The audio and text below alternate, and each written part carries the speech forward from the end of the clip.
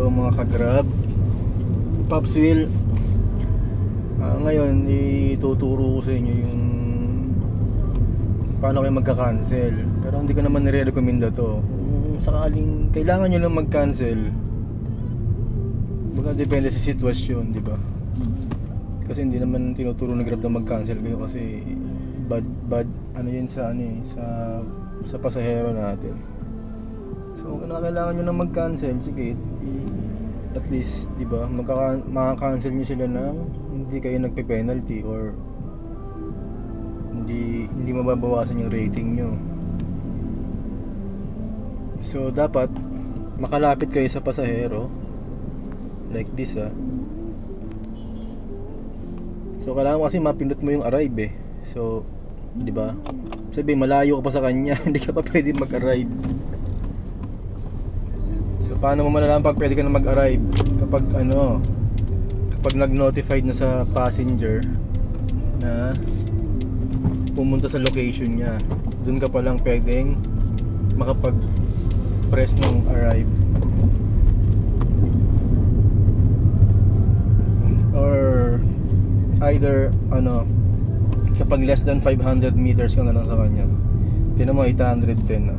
Tinan mo pagka nag less than 500 meters. Minsan kasi kahit hindi pa nagno-notify yung sa passenger yung malapit ka na, pwede mo siyang i-arrive basta less than 500 meters ka. Or either nga kung ano yung mauna, okay lang. So try natin mag-press ng arrive So ano ba yung cancellation na walang penalty? Yung passenger no show, kaya so mag-aantay ka ng 5 minutes nun. Or yung too much luggage, yun yung pinaka-common na alam mo yung mga driver dyan na magugulang, mga nanggo-ghosting. Pero yun nga, disclaimer, hindi ko pinirekomenda yan kasi although tinuturo ko, hindi ko sinabing mag-cancel kayo. For emergency lang pwede, di ba? Ayan, mag-less than 500 meters na siya Ayan, 500. 460. I-arrive ko.